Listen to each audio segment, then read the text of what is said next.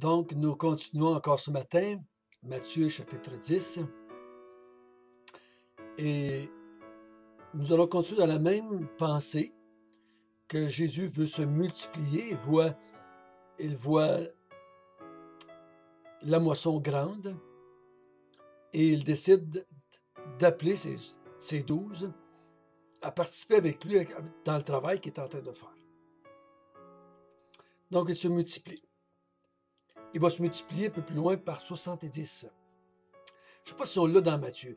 Je me souviens plus si c'est dans Matthieu ou dans Luc, mais il va le faire un peu plus loin.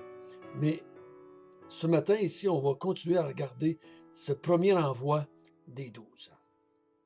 Notre Père du ciel, aide-nous à saisir les vérités en ce qui concerne le royaume, en ce qui concerne le roi. L'arrivée du roi, c'est une bonne nouvelle. C'est une bonne nouvelle pour un peuple languissant et abattu. Seigneur, pour nous qui sommes dans le royaume déjà, ça fait 2000 ans que c'est commencé. Nous pouvons dire que c'est une bonne nouvelle de faire partie du royaume des cieux. Dirige-nous ce matin encore une fois pour bien comprendre et pour que notre foi soit fortifiée dans la conviction que Jésus est bien l'accomplissement des promesses. Amen. Donc, on a vu que Jésus, avant de les envoyer, leur donne des instructions. On a vu que la première instruction, c'était quoi? Restez en Israël. Deuxième instruction, prêchez le royaume des cieux est proche. Faites des guérisons, faites des résurrections, chassez les démons, guérissez toute maladie pour confirmer cela, comme le disaient les prophéties. Il leur dit, faites-le gratuitement, comme je le fais gratuitement. N'emmenez rien avec vous pour le voyage, car l'ouvrier mérite son salaire, comme Jésus méritait son salaire. Donc, il dit, vivez, prêchez comme moi. Ça, c'était les premières instructions. Au verset 15, il va donner d'autres instructions. Verset 16, excusez. Et on va lire jusqu'au verset 25 pour commencer.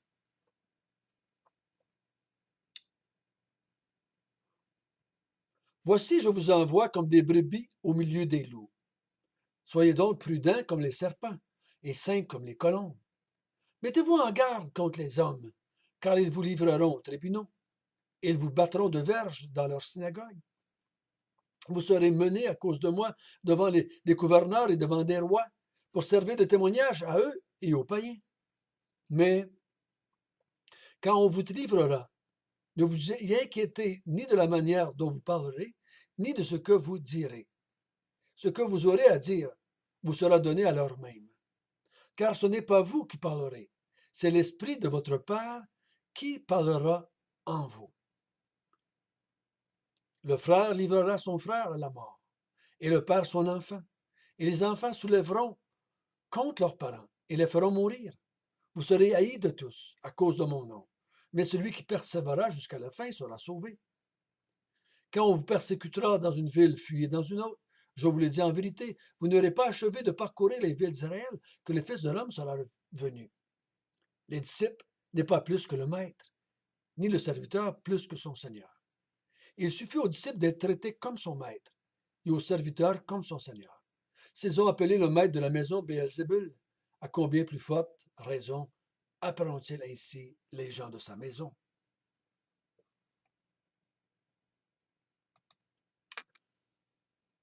Donc Jésus dit, je vous envoie, prêchez le même message que moi et agissez comme moi. Et là, il leur dit, mais si vous faites comme moi, ils vont vous traiter de la même façon qu'ils me traitent moi.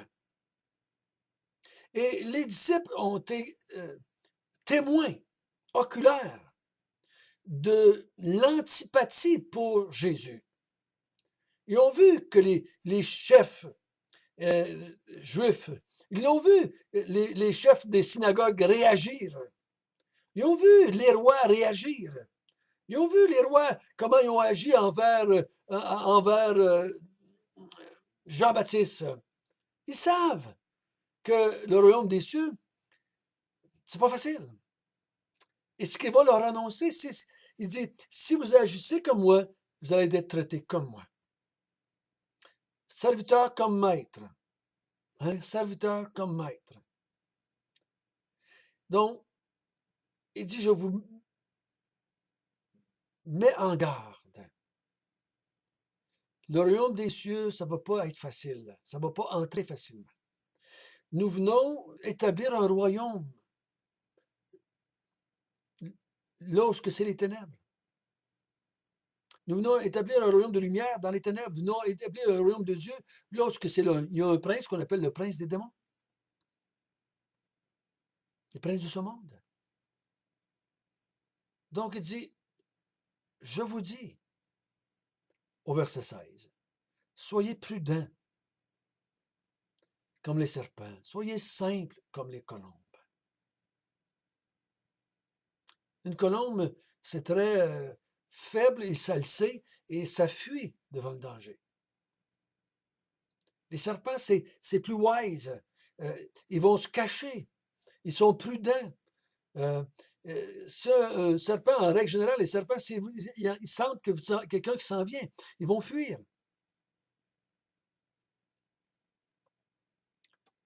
Il dit, mettez-vous en garde, parce qu'on va vous faire toutes sortes de choses, comme on m'a fait à moi. On va vous livrer aux tribunaux, on va vous battre de verge dans les synagogues, vous serez menés devant moi, devant les gouverneurs et devant les rois. Il dit, vous allez être maltraités, comme moi, comme moi. Finalement, Jésus va être emmené devant les rois et devant les païens, devant Pilate, devant les gouverneurs. Vous allez être maltraités pareil comme moi. Si vous faites comme moi, il va vous arriver les mêmes choses que moi. On ne sait pas si, à leur première sortie, comme Jésus va les envoyer ici, s'ils vont tous subir ça. Mais ils vont le subir. C'est une question de temps. Je vais sauter le verset 19 et 20, je vais y revenir. Il va dire, ça va être difficile. Il dit, le frère va livrer son frère à la mort. Le père va livrer ses enfants à la mort. Les enfants vont livrer leurs parents à la mort. Vous allez être haïs à cause de moi, à cause de mon nom. Mais celui qui persévérera jusqu'à la fin sera sauvé. Et ça va être difficile, il dit. Ça va être difficile. Et si vous avez lu l'histoire de l'Église, ça n'a jamais été difficile. Ça n'a pas été difficile pour eux autres. Ça a été difficile pour eux autres, et ça a été difficile dans les Actes des Apôtres, ça va être difficile dans toutes les épîtres, ça va être difficile tout le temps. Parce que le royaume des cieux vient en contradiction avec ce que le monde pense. Et le royaume des cieux est offert dans un monde qui est contre l'autorité des cieux. Le monde a rejeté en Adam le royaume des cieux. Les gens, en général, ne veulent pas du royaume des cieux. Et ça va se terminer, cette histoire du monde. Le monde va rejeter le royaume des cieux à la grande majorité. Peu vont finalement entrer dans le royaume des cieux. Mais j'aimerais maintenant qu'on s'arrête sur le verset 19 et 20, qui selon moi est très important. Il dit à ses disciples, il me semble, il me semble les voir. Plus leur donnait des instructions, plus leurs yeux devaient s'agrandir. Tu veux qu'on fasse comme toi? Tu veux qu'on fasse des miracles? Seigneur, on n'est pas capable. Tu veux qu'on prêche le royaume des cieux, mais Seigneur, on ne comprend pas bien. Tu nous dis qu'on va être malmené, persécuté. On a la chienne, Seigneur, si vous me permettez l'expression. Et là, il leur dit, ne vous inquiétez pas. Parce que je crois qu'ils voyaient l'inquiétude dans leur figure. Et avec raison, je crois qu'ils devaient. En tout cas, si j'avais été là, j'aurais été inquiet.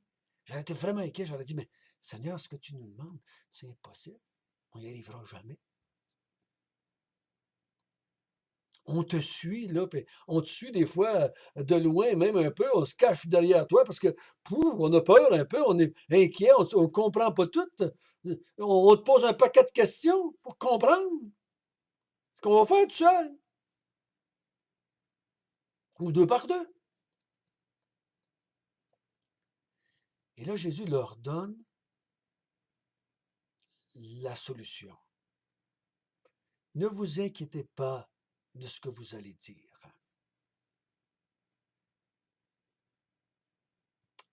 Ne vous inquiétez pas.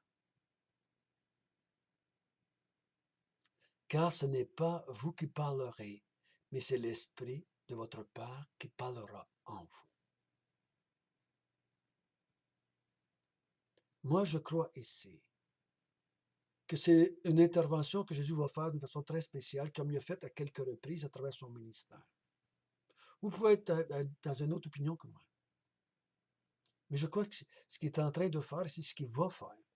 C'est qu'il va leur donner le Saint-Esprit pour un temps. Comme il l'a fait. Il va souffler sur eux pour qu'ils comprennent. Le Saint-Esprit va intervenir pour qu'ils comprennent. Jésus chasse des démons, ressuscite les morts, guérit les malades par la puissance du Saint-Esprit. On le voit à grandeur des évangiles. Et il va nous le dire de façon encore très explicite au chapitre 12. C'est par la puissance du Saint-Esprit que j'ai chassé ces démons. Jésus, pendant qu'il parlait, pendant qu'il prêchait, pendant qu'il faisait les miracles, il le faisait par la puissance du Saint-Esprit. Il dit, ne vous inquiétez pas. L'Esprit de Dieu va venir sur vous et vous allez prier comme il faut. Et vous allez prêcher les bonnes choses. Et vous allez avoir la puissance de faire les miracles. Attention, je parlais avec quelqu'un dernièrement qui m'a sorti ce verset-là. Ah, mais même si on ne le sait pas, c'est pas grave, le Saint-Esprit va nous aider. Au moment même, là, le Seigneur va nous aider. J'ai dit, il va t'aider à dire ce que tu ne sais pas. Elle dit oui. J'ai dit, je pense que tu te trompes. Le texte ici est appliqué d'une façon, je dirais, spéciale pour eux. Spéciale pour eux. Un peu comme ce qui va se passer avec Pierre quand il va dire, tu es le Fils de Dieu, tu es le Christ, le Fils de Dieu, du Dieu vivant. Et ce n'est pas les hommes ni la chair, c'est l'Esprit de Dieu qui t'a dit ça, Pierre. Et je crois qu'il y a une intervention spéciale ici, de la part du Saint-Esprit, qui va venir sur eux et qui va les aider à faire ce ministère-là pendant un temps. Ils ne seront pas baptisés du Saint-Esprit ici. Ils vont être baptisés du Saint-Esprit plus tard. Mais ici, le Saint-Esprit va venir sur eux, il va leur donner la capacité de dire ce qui doit être dit, de le dire comme ça doit être dit, de faire les miracles qui doivent être faits, parce qu'ils n'ont pas de puissance, eux autres. Jésus a fait son ministère par la puissance de l'Esprit et les disciples qui sont un duplicata, si je peux dire, du Seigneur Jésus à ce moment-ci, ils vont faire leur ministère de prédication et de miracles par la puissance de l'Esprit. C'est le Saint-Esprit qui va les conduire à prier pour que Dieu envoie des ouvriers dans la moisson, de la bonne façon qu'ils vont prier. C'est le Saint-Esprit qui va les aider à prêcher l'arrivée du royaume comme il faut. C'est le Saint-Esprit qui va les aider à faire les miracles. C'est le Saint-Esprit qui va les aider à ne pas avoir peur, à ne pas craindre et à persévérer jusqu'au bout. C'est le Saint-Esprit qui va les aider à faire ce ministère-là. Comme dans les Actes des Apôtres, ça va arriver la même chose. Le Saint-Esprit va venir sur eux et par la suite à tous les croyants. Mais on ne peut pas ici prendre cela et dire maintenant, ce qui a été dit ici, ça va s'appliquer à tous les croyants qui vont avoir le Saint-Esprit aussi. Moi, je dois apprendre. Je dois apprendre. Moi, je crois qu'en grande partie, les apôtres aussi, le Saint-Esprit va les aider à se souvenir de ce que Jésus a dit, ce qu'ils ont entendu de la part de Jésus pendant les mois, peut-être un an et demi, qui ont suivi Jésus. Ils vont répéter ce que Jésus a dit. Ou ils vont peut-être avoir une révélation spéciale. Je crois qu'ils vont en grande partie répéter ce que Jésus a dit. Ils vont citer les passages que Jésus a cités. Ils vont raconter les histoires que Jésus a racontées. Et l'Esprit de Dieu va leur donner la capacité de continuer, d'accepter la souffrance, d'accepter la persécution, d'accepter d'être rejeté, d'accepter d'être traité comme leur maître. Les 12 frères et sœurs, les 12 sont des hommes comme nous, des êtres humains comme nous, pécheurs. Ils ont aussi été rebelles au royaume des cieux avant l'arrivée de Jésus. Eux autres aussi étaient pécheurs comme nous. Ils n'ont pas plus de capacité que nous. Ils sont aussi ignorants et aussi faibles que nous.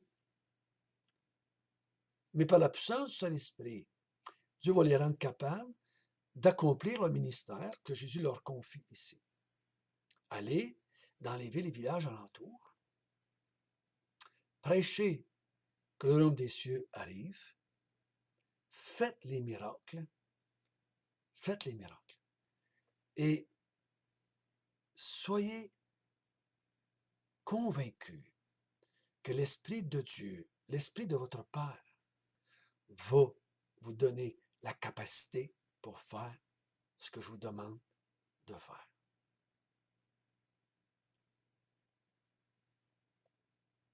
Et là, il leur dit au verset 24 et 25,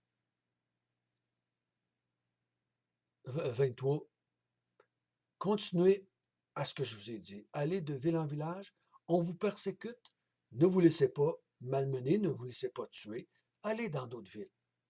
Allez dans d'autres villes, allez dans d'autres villes, allez dans d'autres villes. Sortez, allez-vous-en dans d'autres villes.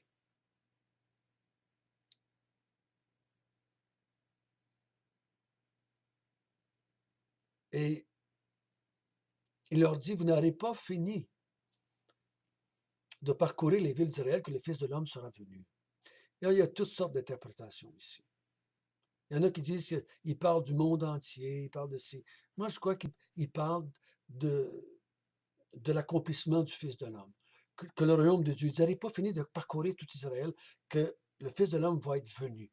Le Messie va être arrivé, ça va être implanté. Le royaume va être arrivé. Parce que le Fils de l'homme sera venu, il est déjà venu. Il parlait pas, je ne pense pas qu'il parlait de sa deuxième venue ici. Je pense qu'il parle de sa venue en tant que l'accomplissement complet du royaume des cieux, de sa mort, de sa résurrection et de la venue du Saint-Esprit. Je pense que c'est la meilleure façon de le comprendre. Je pense.